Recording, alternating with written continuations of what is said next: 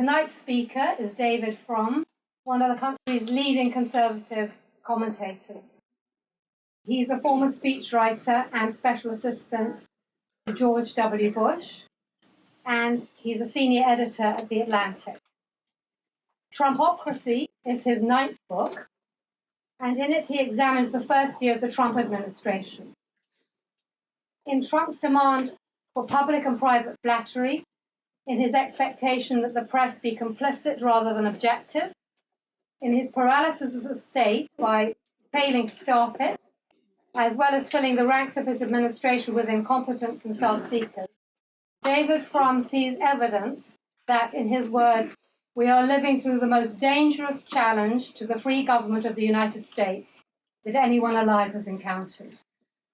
Please join me in welcoming David Frum to Politics.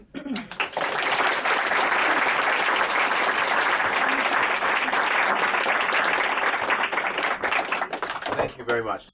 Thank you to the many friends here. What a deep, deep pleasure it is to be at Politics and Prose. Like I think most of you, I've spent hundreds of hours, usually on the lower level for the children's books and cake. It's nice to be here at the microphone and not expected to buy cake for 5 young people. We are also in a central location of this new era. We are paces away from Comet Pizza, where but for the merest, please don't laugh, because but for the merest grace and mercy, that would have been the site of one of the most horrible massacres of children in American history. And the gunman, he had this moment of rationality, maybe even goodness, maybe even something more than that, where he did not commit the terrible crime he had come to commit. But for that, this would be a central ground. And it is a reminder that lies, disinformation, this is a story that can be written in blood as well as in tears. I don't want to depress you. I think of that, though, every time I drive past that corner. I want to think instead about a story that Norm Ornstein sometimes tells as a way of understanding a little bit of my bona fides on this book. I mean, I have this problem, which is I, like everyone on television, predicted that Donald Trump would lose the election.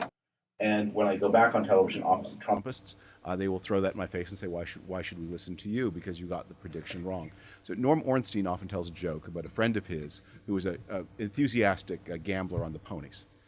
And there's someone who belonged to his father's generation. In fact, the story takes place in the 1950s. To be precise, on May the 5th of 1955. That morning, Norm Ornstein's father's friend woke up at 5:55 a.m., took the Fifth Avenue bus down to his office at 55 Pine, where he proceeded to go to work as a bookkeeper balancing the books. The books of the company he was working on did, at lunchtime, ultimately balance at $55,555,555 on each side of the ledger. Broke for lunch, had a ham sandwich and a cup of coffee. That cost $5.55 at the local restaurant, and he realized God was sending him a sign.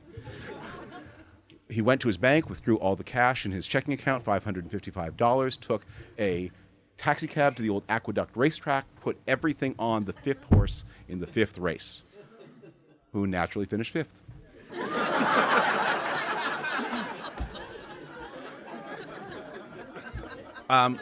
So it's not enough to read the signs correctly. There's a work of interpretation here, and that's what I got wrong. Trumpocracy is not the story of a man. It's the story of a system of power. One of the problems I have in speaking about this book, and I've been doing a lot of speaking, and thank you for listening, has been that whereas in times past a good book talk, like a well-made man's suit, could go 5 or 6 uses between cleanings, now the pace of events is such that you can never speak in the same way twice. There is always news. Today's news is that the staff secretary of the White House has resigned because of very credible allegations that he physically abused, beat 2 of his ex-wives and a 3rd woman as well. I think one of the ways to think about this is a way of reminding us that that attitudes about the sexes are at the basis of the system of power that is Trumpocracy. It is again and again true that you discover that people in this administration, people in this presidency, I don't mean the administration, because there are lots of people who are doing the country's work at the Department of Defense and Homeland Security and Housing and, well, no, not Housing and Urban Development. That's a sinkhole. but at other places, and they are Schedule C federal, political appointees, and they are doing proper work, and we thank them for that. And this work has to be done, and it would be worse if the work were not being done. But in the White House, in the presidency, we have seen person after person caught in affront after affront based on something that is really wrong. Trumpocracy is a system of power.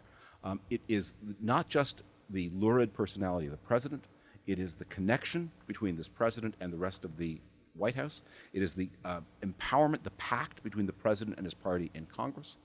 It is the support that is given to the president by Republican donors, many of whom do not like him at all.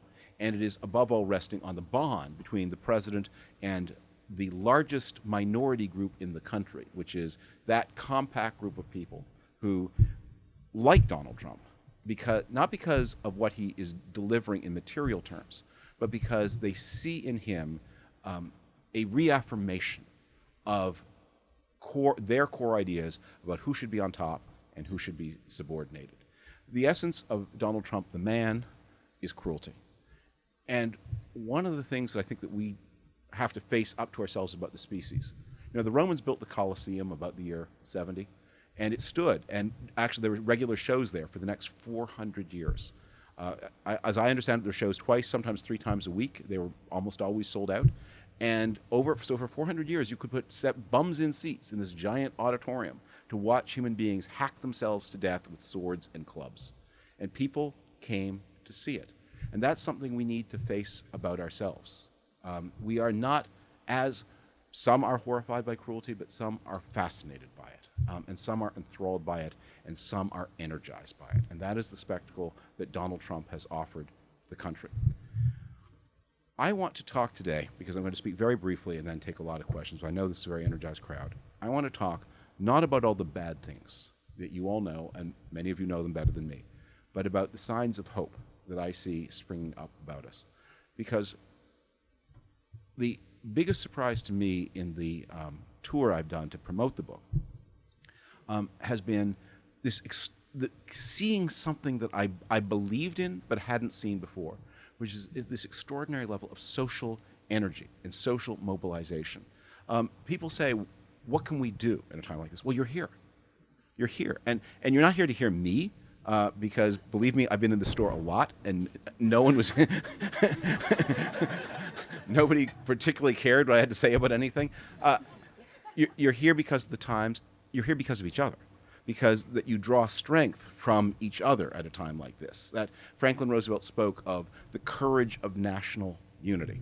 And we are building toward a kind of sense of, it's still very contested, but at least 3/5 of the nation is building toward a spirit of unity about what is acceptable and what is not. So here are the signs of hope that I see in this presidency. The first is we have lived for a long time in frozen politics. If you imagine a Rip Van Winkle in the year 1990, or a time traveler who can go forward in time or back. The time traveler steps forward in time 25 years from 1990 to 2015, rubs the sleep out of his eyes, and asks, who's running for president? Bush and Clinton. What are they talking about? Iraq and healthcare and the deficit. That doesn't sound like anything has changed. Oh, by the way, who's the biggest jerk in Washington? Newt Gingrich? Nothing's changed. Nothing has changed. The country's changed. In 1990, there's no internet. In 1990, China is poor. In 1990, the Cold War is just barely behind us. The country has changed, but the politics are frozen. Now imagine that time traveler going backwards 25 years. From 1990, it's 1965. The cities are ablaze with riots. The most powerful man in Washington is the head of the AFL-CIO. That was a trade union association that it organized workers and helped them. Anyway, people here may remember. Followed by J. Edgar Hoover. And there were conservative segregationist Democrats, there were liberal Republicans. It was a different world. In a dynamic country like this, things do not stay frozen normally the way they were in politics between 1990 and 2015. Whatever else Donald Trump has done, he has thrown the jigsaw puzzle of American politics up into the air, and a new pattern will land. A pattern that maps better to the country than the frozen politics of the past quarter century, where the same people, often literally the same people, but the same configurations of people, talked about the same things in the same way, even as the world wildly changed around them. Donald Trump has forced this country to confront a series of issues that it was easy for people in the privileged or successful parts of the country to ignore. This terrible drug crisis that has killed more Americans now than the Vietnam War. What is happening to middle-class wages, the crisis of despair and loneliness. If you do polls, I mean, I've become interested in polls that ask questions like, do you have a lot of close friends? And that is like a straight line drop from 1970 to now. I saw a poll the other day that asked the question, have you been outside the home in the past 24 hours? And the proportion of Americans who say no, it's on a rocket rise. That in a country that is more alienated, and it's easy for those of us who live in cities, who are connected, who feel a sense of purpose, not to see this. Donald Trump has forced us to see it, and that's a gift.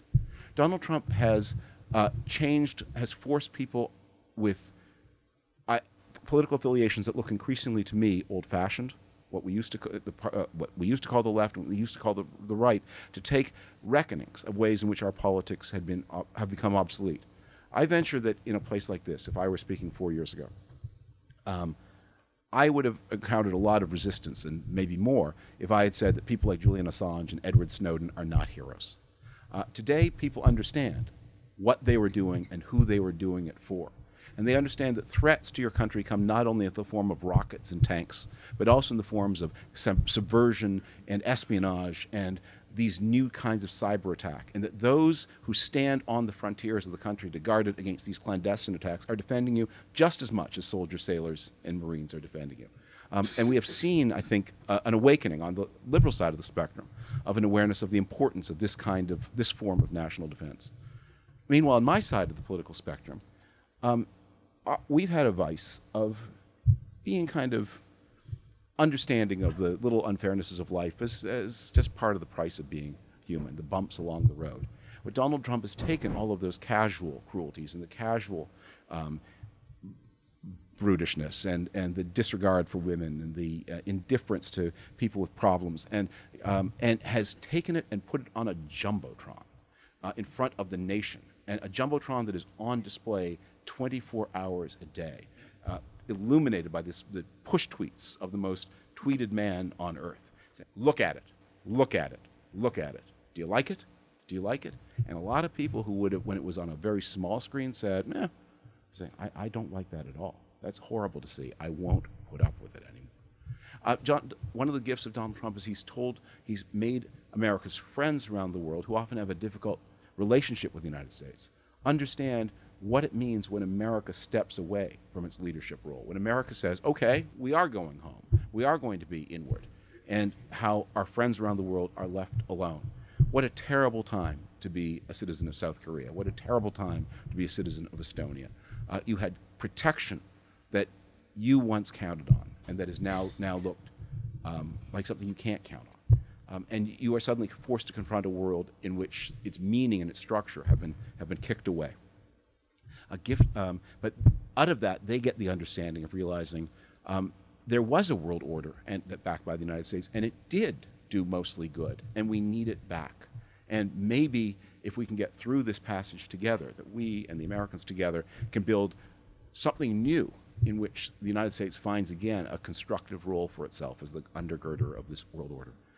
I think that I see a gift in Donald Trump in that it's so often said that presidents make us appreciate the qualities they lacked. Barack Obama, for whom I did not vote, he had many good qualities, but the people who loved him best said, that the first hour of an Obama analysis was fascinating. The second, still very, very interesting. But by the time you got the sixth or seventh hour of that, powerful analytic intelligence, somebody here needs to make a decision. So we have now the opposite: someone who makes decisions on the toilet without any information. what we have seen, what Donald Trump has forced us to confront is the importance of our mutuality, our common identity as citizens, of kindness, of respect for each other, and a recognition of the preciousness not just of some but of all. You know, one of the reasons I think I've called this book "The Corruption of the American Republic" is because so many people are implicated in what has gone wrong, not just Republican members of Congress, but so many more. It's a crisis not just of this republic, but of democracy worldwide, because you see across the developed world this democratic recession that began in about 2005 that has reduced the number of democracies and turned countries like Hungary into outright authoritarian states, have put countries like Poland on the downward path, have seen the percentage of the vote that goes to the neo-fascist party in France double between 2002 and 2017. That has seen a neo-fascist party emerge as the second largest party in the Netherlands. That has seen this authoritarian populism re-enter the German parliament, federal parliament, for the first time since the war. Something that makes no one comfortable, Germans least of all. But in this global crisis of democracy, we also have to confront something about this country.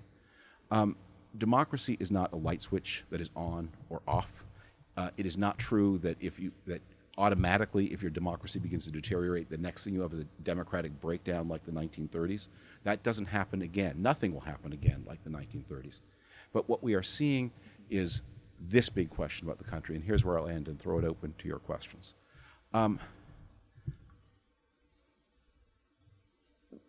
This country is changing very fast in a way that has left many people stranded.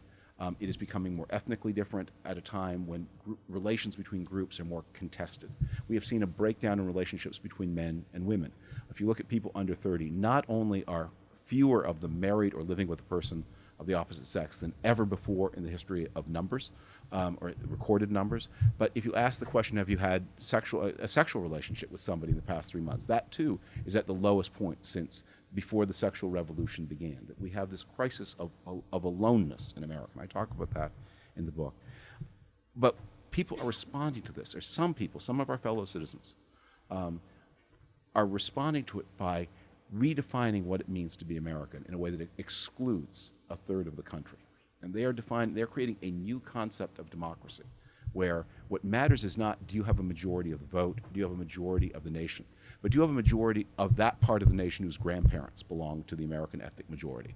And that is how politics is legitimated, by whether you have a majority of the proper Americans, without regard to all of the so-called proper Americans, without regard to all of the others. That is going to, whatever happens to Donald Trump, that idea is going to be a lasting idea for the 21st century. And it will become, I think, it has already become more explicit than ever before. It will become more explicit again. And the reaction, the defense against Trumpocracy, the system of power, is for people of goodwill to insist on the broadest possible conception of citizenship, the broadest possible conception of rights, based on a new understanding of mutuality, a new reaffirmation of the centrality of the bond of citizenship, not ethnicity, not religion, but the belonging to that American community, precisely because it's kind of arbitrary who is and who isn't. You remove all of the things that have been familiar to the human animal brain and substituted something higher, a concept of citizenship, of belonging because of the desire to belong and the willingness to share and protect your fellow members of your national community. Let me pause there, take questions. Thank you for your attention.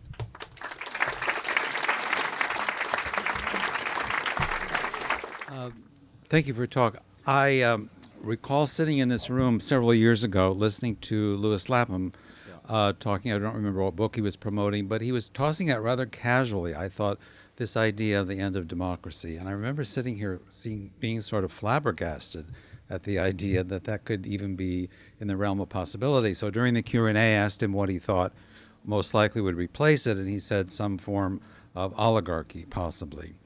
My question has to do with the fact that I think a lot of people adopt their political positions fairly young and hold on to them through their life. So my question has to do, what do you think of this recent poll, where 2/3 of millennials have indicated that it is not essential Yes. to live in a democracy. That's the Yasha Monk survey I cited in the book. Yasha Monk is a German political scientist now at Harvard who got a big grant to ask people across, I think, 12.5 countries, is it essential to live in a democracy? And among people born in the 1930s, something like 90% said yes, and among people born since 1980, something like 25% said yes. And just because the results were so incredible, he asked a follow-up question, because one of the things about polling is you can't assume that the people you asked the question to understood your question in the same way that the people who wrote the question did. So he did a couple of follow-ups, and one of them was, well, how would you feel about a government led by a strongman who could cut through ordinary politics?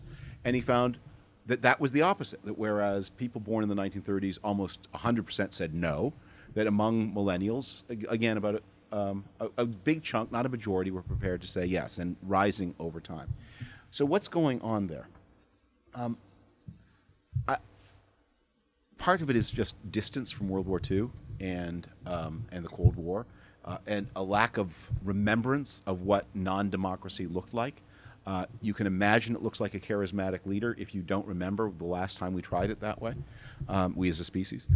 But I think it's also this, that for the 30, 40 years after World War II, democracy was not just a system for protecting citizen participation and citizen rights. It also delivered an endless stream of miracles to ordinary people. People who had been hungry during the Depression walked into their kitchen and there was a refrigerator. And in the driveway was a car. And there was a vacation. And you could afford to go somewhere away from home.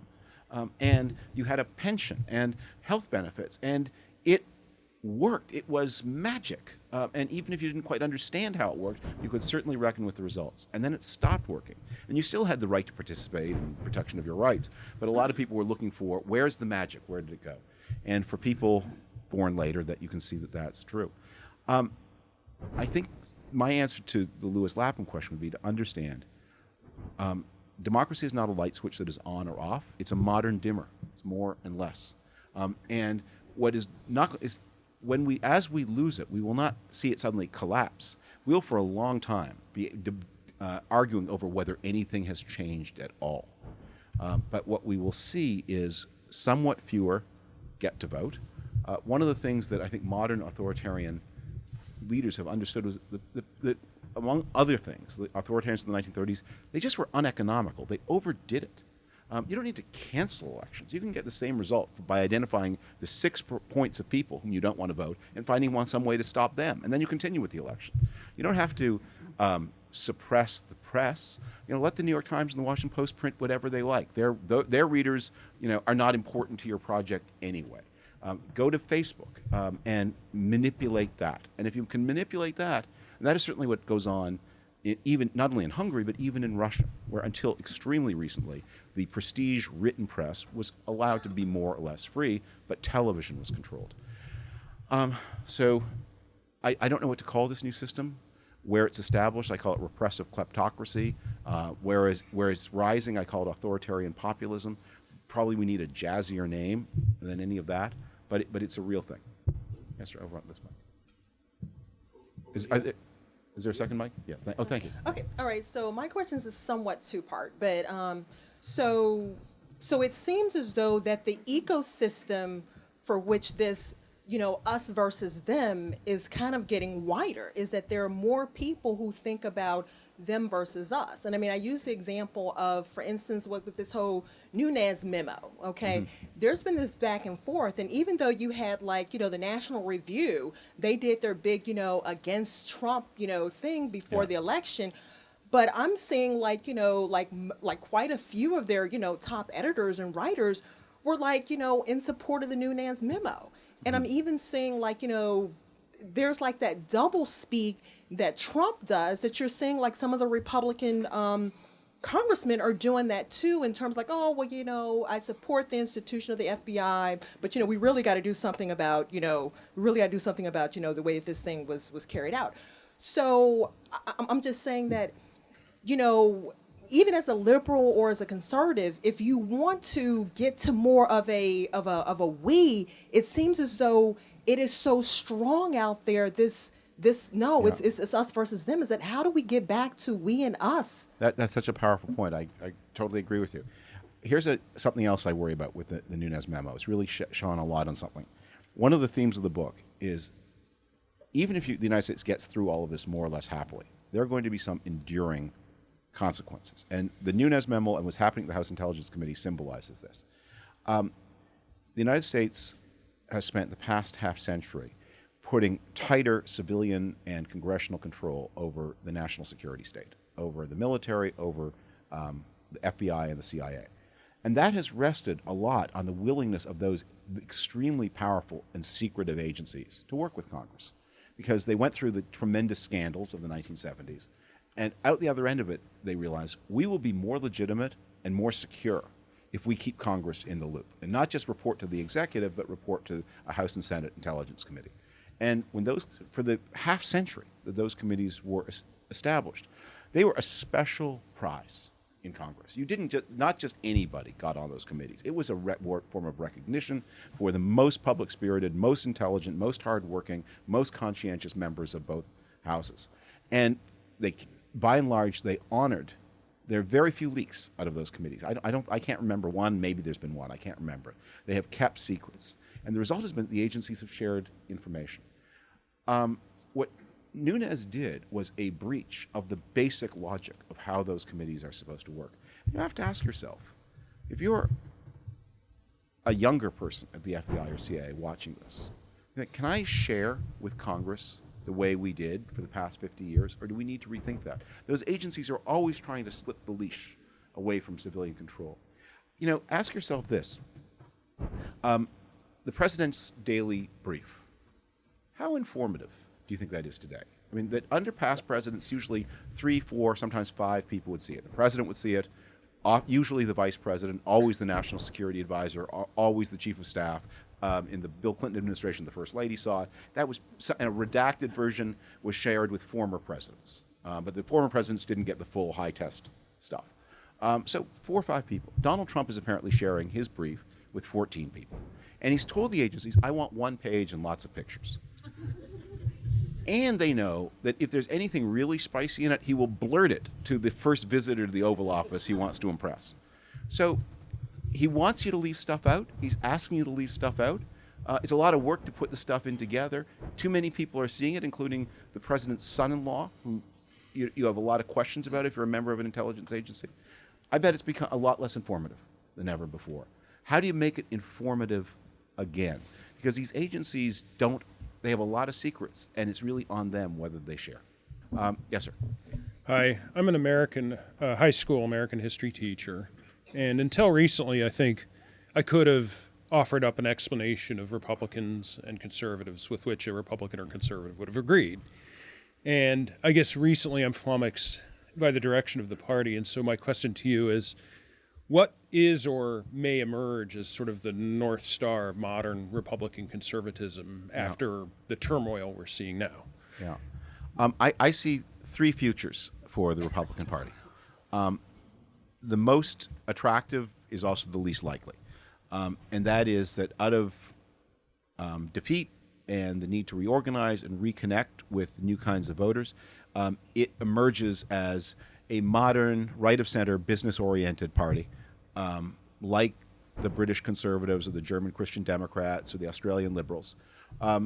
Every society has those who have more to lose than to gain from politics and those who have more to gain than to lose, and both are entitled to representation.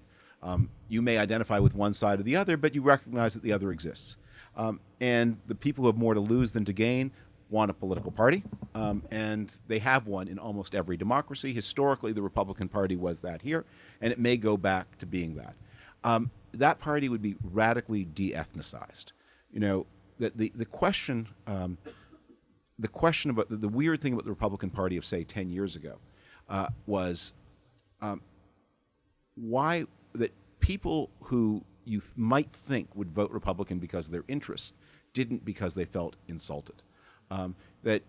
Why is an Indian American who owns 10 hotels, why isn't he in the Republican Party? I mean, he just wants you to speak politely to him. And then he's got a lot in common with the historical vote winner, the lesbian partner in an accounting firm. Why isn't she, with her high income, a Republican? Or the, professionals of different ethnic backgrounds. Why aren't they? That was always the question. I mean, no party should get 100% of the vote or want it. There are a lot of people who shouldn't be. High school history teachers probably are not going to be Republicans. But that's why you have competitive elections. So that's one future. A second future is that the party continues on the path it was before Trump, and that is a highly economically individualistic party, very plutocratic, that cannot win a national majority, that has some ethno-nationalism in it, just enough to energize a base, not enough to be a majority, and that party then becomes competitive mostly at the state level and as a party of Congress where it basically exercises a veto over the majorities that Democratic presidents can summon. And that was the path the party's been on since, from 2010 until now, a veto party that was backed by 43, 44% of the country. But there's another future that Donald Trump has pointed to, and that is the future you see of the right parties in Europe, of a party of ethnocultural assertion by less educated white Americans, backed by the country's plutocratic elite, and that's the path it's on now. And that path may work politically, but it doesn't work as a way to govern the country, and it doesn't work. Although it pushes the Democrats, by the way, in directions that are also very dangerous. Because one of the questions that doesn't get asked enough, and maybe this is a crowd to offer this hard teaching to, that the Democrats have two futures ahead of them. One is they become the Eisenhower party, the party of the big American, middle, unlike Eisenhower, slightly listing to the left, but that adds to its traditional base the people who voted for Romney but not for Trump. I talk in the book about what happened in the state of Pennsylvania, where Trump and Pat Toomey both got 1.2 million votes, almost exactly the same number of votes. But Toomey ran 200,000 votes ahead of Trump in the well-to-do suburbs of Philadelphia, and Trump ran 200,000 votes ahead of Toomey in the deindustrialized areas around Pittsburgh and in mining country.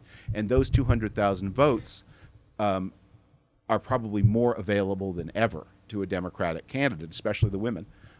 And you can imagine such a Democratic Party, but you can also imagine a Democratic Party that looks at that follows the same pressures that have taken the Labour Party in England, where it is going, or in Britain, and becomes a party of ethnic identity, of its own kind, more enthralled to its activist base, more energized. And I think that's the way, at least the 2020 primary candidates are betting the party is going. And although that may possibly work, I don't think it will, but it may possibly, it's again, no basis to govern the country. Yes, over there. I'm a little afraid my question might seem unrelated to the rise of Trump and his electoral victory by a tiny margin, but I think it is related. How much do you think the rise of this nasty populism in the United States and even more in Europe is due to the unwillingness of responsible leaders in both parties to consider the threat of Islam to Western values? Well, I think the failure to cope with mass migration is the proximate cause of the rise. Just this one exception. What is that? Muslims. But the reason we are so sensitive to Muslims in particular is that countries feel that they've lost control of their borders, and where countries feel they have lost control of their borders, you get these populist reactions. I mean, if I were giving this talk in 2014 and I was asked which are the countries that have been least susceptible to this kind of movement, I would have said Canada, Australia, and Germany. And then Germany had this huge influx in 2015, and suddenly the alternative for Germany, their version of this kind of politics, is in the national parliament. As a phrase I often use is, if liberals insist that only fascists will patrol the borders, then the voters will hire fascists to do the job that liberals won't do. But I think it's an illusion to believe that there is something about Muslims as Muslims that makes Muslims inherently dangerous. It's the ideology. It's not the people per se. It's the ideology, the belief system. One of the things I believe about all religions is it is really kind of amazing, our ability to model God upon ourselves. If we want to be violent, we will find, whatever our tradition, a lot of opportunities, a lot of instructions to be violent. If we want to be kind, we can find it. And religion is a very plastic thing. And I mean, I speak here as someone who is Jewish, that for much of our history, that we found a more comfortable refuge in the Islamic world than in the Christian world. That ceased to be true. It became more comfortable. And there are things that are going on in the Arab Muslim world in particular, because the largest Muslim country on earth is Indonesia, where there is very little of this kind of radicalism. But there are things that are going on in the Arab Muslim world that are very concerning. But if citizens feel that their borders are protected, that they react differently than if they feel their borders are not protected. So first off, I just want to say it's always great to see a fellow Canadian down here. Thank you. So my question, you're a senior editor at The Atlantic, and earlier this week... How about more Canadian coverage? That's what you're... The Dairy Board does not get nearly enough attention. There was an article this week from Jonathan Rauch and Benjamin Wittes Yes. called Boycott the Republican Party. And they're both, very nonpartisan, but the idea was to deal with Trumpism in the short term, people should be voting down ballot across in every office against Republicans for Democrats. So just as a Republican, I wanted to know how you felt about that. Well, it's funny you raise that, because I was on a panel with Jonathan and Ben this morning. Jonathan is about my oldest surviving friend. We have been friends since the fall of 1978. He would wince if I gave the actual numbers, but there's just no blinking it. It's true. And Ben is a friend of long standing. So here's what I would say to that. And I said this is what I said to them. I understand why they are led to feel the way they do, and they are both. Neither of them is a very partisan person, and Jonathan is always very insistent that George H.W. Bush was the greatest president of his lifetime and the one he voted for most enthusiastically. But I have a one-word answer, and that is California. That America's most dynamic and wealthy state is a one-party ecosystem, and that, even if you're a liberal, and especially if you're not, is not good for anybody. So when people say, why are you, if I lived in California, where my two older kids, we may end up there, I would be voting for Republicans for state assembly and state senate for the familiar reasons. I prefer a government that offers lower taxes and fewer services. So there are a lot of places at the local level where, in fact, one of the reasons we're in trouble, you all know the saying, all politics is local. But a couple of years ago, a political scientist whose name I forgot wrote a book called All Politics is National. And because he was observing the rising correlation between votes in state races and the approval rating in the state of the president. Mm-hmm. So you like the president, you don't like the president. Why does that determine who should be the head of the Nebraska Assembly? But in fact, it was rising. And I think one of the ways to be healthier is for people to affirm, the distinctly federal nature of the American system. Mm-hmm. And it doesn't do... For Democrats to have 2/3 of the seats in both houses of the California legislature, that is not healthy. One thing it does, it leads to the replacement of party politics by factional politics, which are always more secretive. Yes, over there. Okay. So, do you think that gerrymandering is a big factor in, I guess, the kind of recalcitrant attitudes in our representatives, or yeah? Okay, gerrymandering sure doesn't help, but in the list of it's one of the important things and the ills of the American legislative system, along with the increasing difficulty that people find in casting a vote in many states. Also, with the rising role of money, although I probably have a different view of that than most people in this room do. I see the rising role of money in politics not as a cause of our problems, but as a symptom. We know very little about how elections were financed before 1975, and we know almost nothing about how elections were financed before 1930. It was until the 70s it was legal to give campaign donations in cash, and that is how Lyndon Johnson financed much of his career, and we have no idea who gave him that cash. But one thing we do know, which is that elections just used to cost a lot less. And the reason they cost so much less is because even if you had a lot of money, what would you do with it? You could buy radio and TV ads. But when it came time to register voters and get voters to the polls, you relied on unions. If you were a Republican, you relied on women from the Protestant churches. You relied on other kinds of associations. You didn't have to, they did it for nothing.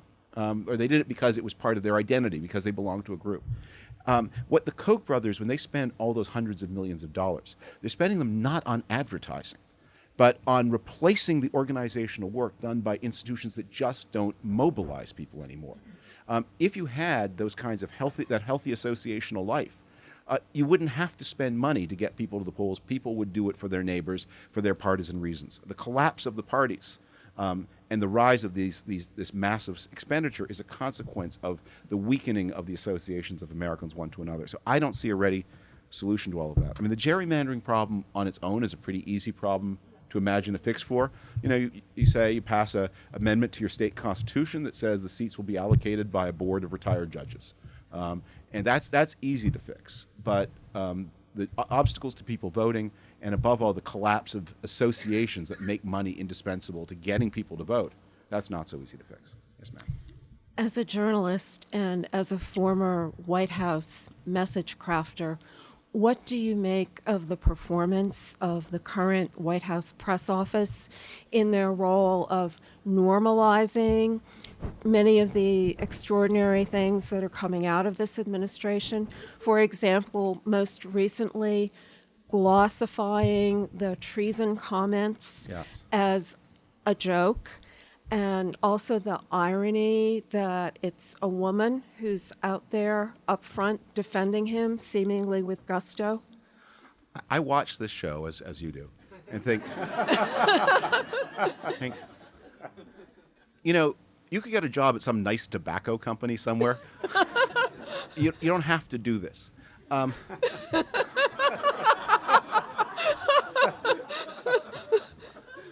think a lot about the White House staff and what different people do, because their roles there, there are situations which are genuinely tragic, where we need to have a national security council. We really do. And people have to undertake it. And yet, it's also inevitably true that if you take it, you will be corrupted. And there's something very tragic. I mean, it's like a existentialist novel with people have to sign up.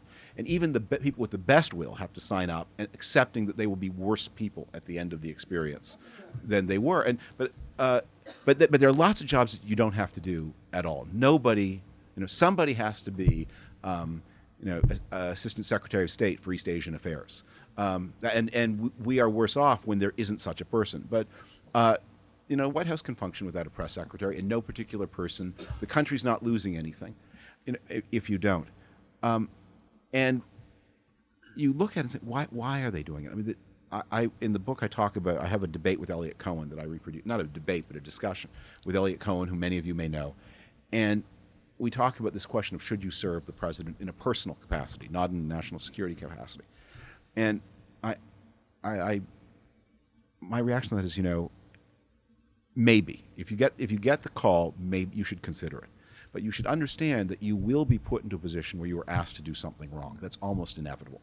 And you have to know yourself and know whether you will be able to say no. And then you have to consider this, that if the person hiring you were as certain as you that you would say no to the wrong thing, you would probably not be offered the job. Yes. I apologize in advance for my lighthearted question. We can use one. No, bless you. Can you reflect a little bit on your relationship with the Mooch? And also, did you know that he went to Harvard? One of the things you saw this. When he said that, one of the things I did not say, and I'm not sorry about us because it was an inside joke. Was I think you mean to say you went to law school in Cambridge? Okay, so he's my new best friend. Okay, it's a jokey question, but let's say something serious about this. I mean, it is amazing that this person had a high-level job in the White House, even for a very short time. And you see this again, I mean, with the much more serious and more terrible story of the staff secretary, that the absence of self-command, that you have people in the White House who could not get a visitor's pass. I mean, literally, Sebastian Gorka had an open arrest warrant from the government of Hungary, and for a gun violation. And this guy is walking around in the presence of the president, someone who has and he has, by the way, some gun violations in this country. Any other, even one strongly committed to gun rights, would say, a person with a problem with guns shouldn't be close to the president. So that was an extraordinary thing. The question I asked him a question about his financial dealings, And basically, if you're asked a question, you've done some things and they look kind of dubious. Explain why. If you're talking to someone who is a sort of a normal person, they would be able to bury you with their information. Because I know I've done a little bit of research, as you would understand, before I asked the question, but obviously he knows 100 times more about his own company than I do. He should have been able to crush me. And the fact that he lost control of himself, I think, answered the question in the eyes of all of America. Obviously, this is a very sensitive subject. On the other hand, look, here's on the plus side. I'm not a housewife. I'm not a real housewife or a phony housewife or any kind of housewife. I'm not a celebrity. To be the recipient of a TMZ rant, that is something that I never thought would happen to me. and I owe that to the Mooch. Good evening. Speaking earlier, you mentioned in the last page of your book that one of the antidotes to the Trump movement is conciliation. That's one of the words you use, conciliatory.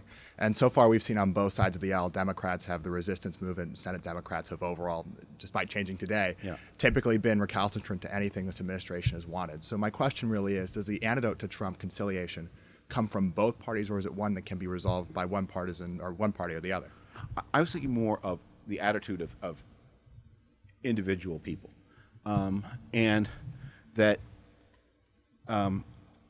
so in Congress has its own rhythms and its own dynamics. I mean, I think it was incredibly foolish of the Democrats to be drawn into the government shutdown, and when they were, the trap that was so obviously waiting for them instantly sprang. So they shut down the Congress for over two issues: children's health and DACA. The Republicans instantly surrendered on children's health, as if the Democrat, you could have predicted if you thought about it for even 2 minutes in advance, or as if you were not driven by your 2020 primary competitors. And so the Democrats shut down the government for illegal aliens. And that was the story that the Republicans wanted from the very start, and the story that they got. So that's a story about just having a little bit of prudence and not being enthralled to your 2020 candidates and your Democratic base. But the conciliation means more, I think, as we have completed the recovery from the crisis of 2009, we live in a country in which, in the successful parts of the country, life is really kind of amazing. And there are opportunities, and there's work, and the food's great, and until we get submerged beneath the onrushing oceans, the cities are organized, they're incredibly safe. It's a striking thing that places like New York and Boston and Washington, to a lesser degree, have become so much safer than the heartland of America. I mean, I was in Louisville, Kentucky the other day, and they have a crime rate something like 14 times higher than that of New York City. It's an incredible thing. And of course, the drug epidemic is centered in the middle of the country and less in the coast. So the conciliation means that the advantaged parts of the country need to understand what is going on in the rest of the country. And just generally, that should be our approach to politics. A story I often think about in terms of political communications. Those of you who remember the 1992 election may remember the third debate between Bush, Perot, and Clinton, the town hall debate moderated by Carol Simpson, then at ABC. They took questions, and the question that sort of settled the election was, this is the I feel your pain moment. A woman was called on, an older woman, obviously not very well educated, and obviously extremely nervous at being on television for the one and probably only time in her life. And with a quavering voice, she asked, I'd like to ask each of the candidates how you have been personally affected by the deficit. Panic. Right? No one's personally affected by the deficit. And I'll cut the story short. Bush flubs the question. Perot gives a characteristically insane answer. And then Bill Clinton steps forward with that huge body of his and says to the woman, I will answer your question, but first I have a question for you. How have you personally been affected by the deficit? And as she answers, it becomes clear that either she forgot or else she never knew the difference between the deficit and the recession that was taking place at the time. And once Bill Clinton understood what she was asking about, 400 feet into center field. But it's important to remember that the language of politics is a second or third language for most of your fellow citizens, that it is hard for them to tell you what is on their minds. And they use words that they've heard from other people. They're trying to express themselves in ways that they hope will be intelligible to others. And when they use their private language, their own language, it often seems rough or crude or insulting or insensitive. And so the challenge for those with advantages in life is to hear the question behind the question and to be able to understand what people are really concerned about with a language that doesn't come easily to them. Thank you. I was wondering if you have suggestions on how we could find conservatives who don't identify with Trumpism, so that we could form communities in person, actually, because I think associations are broken. Yeah. And not focused on politics, but protecting rule of law and our norms. That's a great question. I think to some degree it is happening. I mean, there are such discussion groups. I'm a participant in a couple of them here in Washington. Right now, Trump has the glamour of apparent success, and that is especially true after the passage of the tax cut. If he looks a little less glossy, I think you'll hear from more of these people. But the place where the work can really be done most fruitfully is at the state level, and where I think it's possible, especially in the one-party states like California, that I think that we're going to need to see work between reform-minded Democrats who are not Tammany Hall people and their Republican opposite numbers to try to say, how do you, in a state where things are as lopsided, how do you deliver good, honest government and make sure that elections remain competitive, not for the sake of the Republicans, but for the sake of those states? Yes, sir. David, thank you for coming tonight. So I have a question about symptoms and causes. So, we've talked about Trump being kind of a symptom and not so much a cause of the current system. We've talked about gerrymandering being kind of a symptom and not a cause, or dark money being a symptom and not a cause of the system.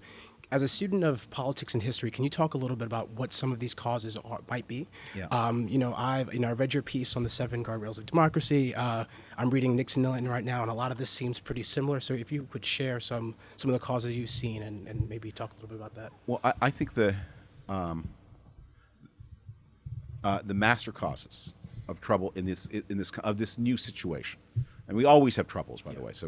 But of this new situation are the following. The first is the slowdown of economic growth since the year 2000. There's less to go around. The next is the aging of the baby boom, which means that the people who are now in their 60s are arriving at the point where they're going to make the biggest claims on the state at exactly the moment when they feel there is less to go around. And so much of the Tea Party and things like that should be seen as the baby boomers or the white baby boomers.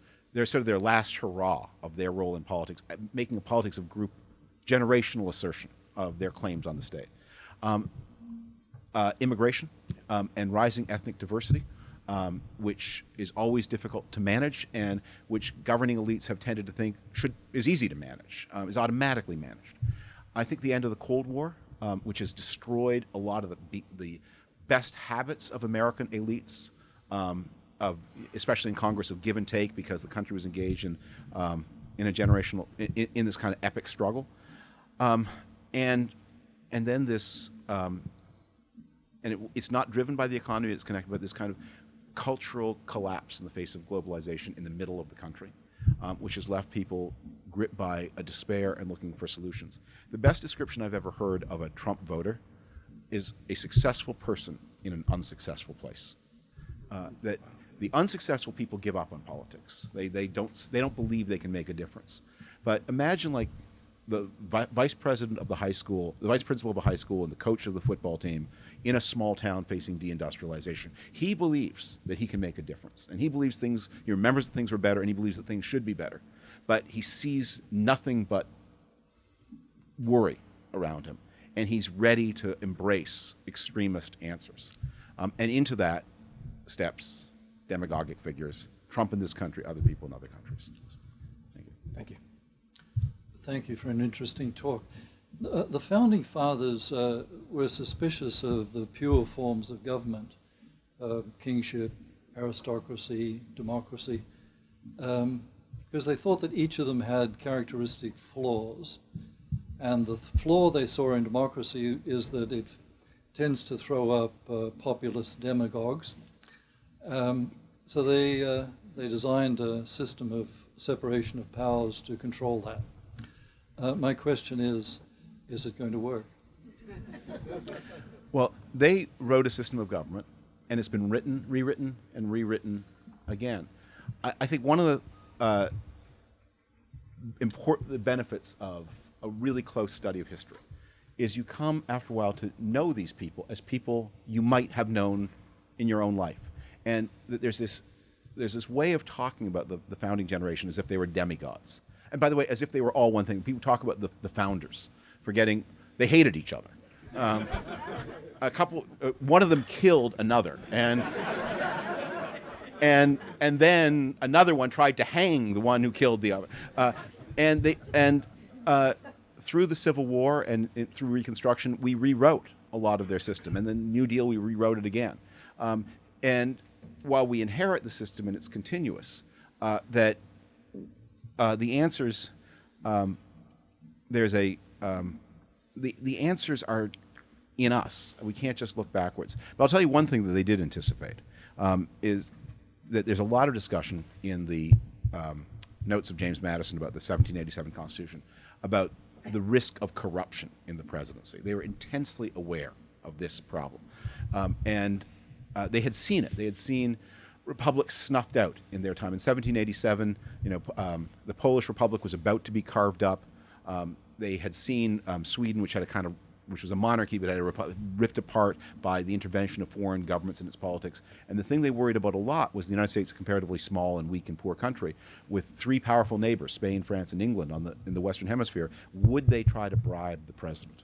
And at the convention, they talked twice about the example of Charles II, who was the King of England and Scotland at the time of the grandparents and great-grandparents of the authors of the Constitution, who took bribes from the King of France in order to allow the King of France to make war on the Netherlands without England intervening, and who surrendered land on the continent to France. And the Charles II example, the corrupt president in the pay of a foreign power, that is something they thought about a lot. And I think their remarks have some instruction to us, because I think that is the part of where we are now that would not surprise them. It was 230 years, good run. But the problem did eventually show up. I think this is the last question. I want to tell you, I really enjoy your appearances on Bill Maher. Thank you very much. I think you saw the last one. I thought you were very principled. Didn't you say you had voted for Hillary? Yeah. I wrote that. One of the things that has been a rule of mine, I have no illusions about how interesting or not interesting my personal thought processes are. But I do feel that when you've taken any position in public, if you change your mind about anything, you owe the 11 people who care some kind of account of why you've done it. So I did vote for Hillary. It was a difficult thing to do. I was not in D.C. on election day. I cast an absentee ballot. You get it in the mail. And I filled it out, and then it sat in my outbox for about 5 days as I hesitated. But in the end, I believed, I have a lot of problems with her. Maybe others do too. But I believed in the end two things about her. One was that she was a patriot, and the other was that she knew the job. Because one of the things I've really come to believe is there's such a thing as being good at the job of president, independent of whether you're delivering the right answers. Just do you have the ability to run a meeting where you make sure that the most junior and least important person at the meeting always talks first? Do you know that? Do you know how to manage the staff process? Do you know how to staff an administration? So I believe she knew all of those things. And I also believed, and this is one thing that I try to impart to my conservative friends, one of the habits of mind of people on the right is the belief that we're always 5 minutes from midnight, on the tipping point. Paul Ryan gave that speech.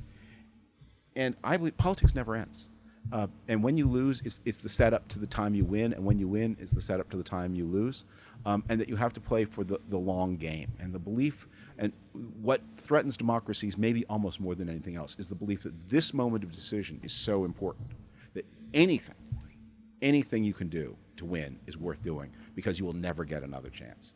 And we have to preserve the system which makes sure there's always another chance, and that under a president you don't like, your rights are still protected, and under a president I don't like, my rights are still protected, and that we can continue to follow these rules together for decades and centuries.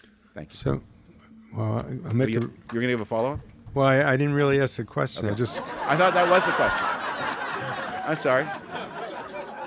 All right, sorry. I don't mean this to be patronizing, but why are you a Republican? What attracted you to conservative principles? Okay, that's a good way. I'm not saying You can't be principled, but Okay. you don't seem like your average Republican. Well, I'm a pretty weird dude generally. So, but why am I a Republican? First, on the core question of, are you someone who has more to lose from politics than to gain? I'm that person. Are you someone who is are you concerned with markets and business and private property? That's me. Do you want to see the private sector bigger and the public sector smaller? Yes. As I said, if I live in California, I'd be a very enthusiastic supporter of the Republican Party of California against the Democratic Party that I think costs too much. But one other thing and why I'm especially Republican now, because these are, they're proud, in the history of any party, there are prouder and less proud moments. And there's 1864 up here, and there's 2016 down here.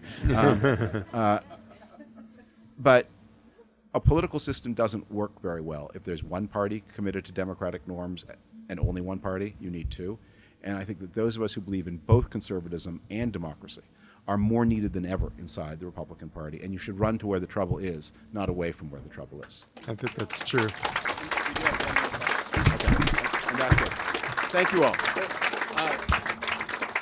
We actually have one final question. Oh, I'm sorry. I bungled that.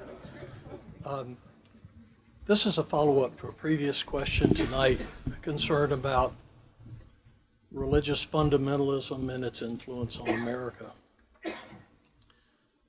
I share that concern very much, and I don't like the way religious fundamentalism is emerging in politics. I don't like the granting of religious freedom to corporations or to freedom of speech for corporations, especially with political financing. I really don't care for so-called self-appointed religious evangelicals supporting a child molester, wackadoodle judge in Alabama. All right. Let me say, I'm really interested in what you think about, if you could assess the move currently underway and gathering steam of religious fundamentalist Christian Sharia law. Okay. Well, let me say, you're in for a treat because you have now in office the least religious president in American history, running an administration and a White House that is less hung up on religious morality than they do everything. I mean, it's just unbelievable.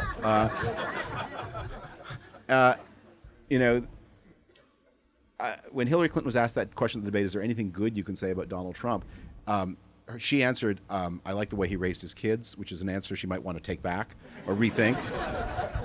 But here's the thing I can say that is good about Donald Trump is that he's not a hypocrite, that he never pretended to be a good man. He's not a good man. He doesn't pretend to be otherwise. And he doesn't pretend, there are people who around him who will tell you that he's religious. He's so obviously not. But here's the thing that is happening in the Trump years, and I think Trump himself is going to accelerate this, that in the 1990s, if you surveyed American religious attitudes, you saw a country that was dramatically more religious than any other developed country. I mean, Americans, 90% or whatever it was, believed in God, believed in life after death. Huge, overwhelming, almost unanimity answering religious beliefs. Then when you observed religious practice, what you just saw was a country that didn't look that different from other developed countries, where if you looked at how many people went to church or other behaviors, there's this huge gap between what Americans said and what Americans did. And in the 21st century, that gap began to close, and close very, very fast. And you saw this huge increase in Americans who said they had no religion. You didn't see a decline in Americans going to church. That it was a lot of people who had been sort of weakly religious before, or identified as religious without doing it, stopped doing so. And I think that trend, I'm guessing that people like Roy Moore and the attitude of evangelicals to Donald Trump may probably accelerate that, and that you're going to see a more avowedly secular country in the future. Whether that's a good thing or not, however, I really have to question, because religious faith as a way of guiding individual behavior is the most powerful tool we've ever. I talked with a gentleman who asked a question about Islam, about religion as an ability to bring out the bad. It's also a force that can bring out the good when we wish it. And when we lose it, and we are losing it fast, I think we're going to lose something precious. That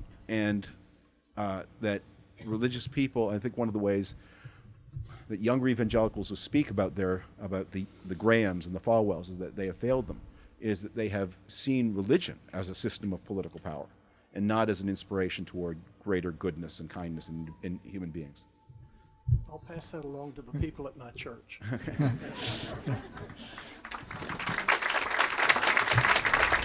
Thank you all.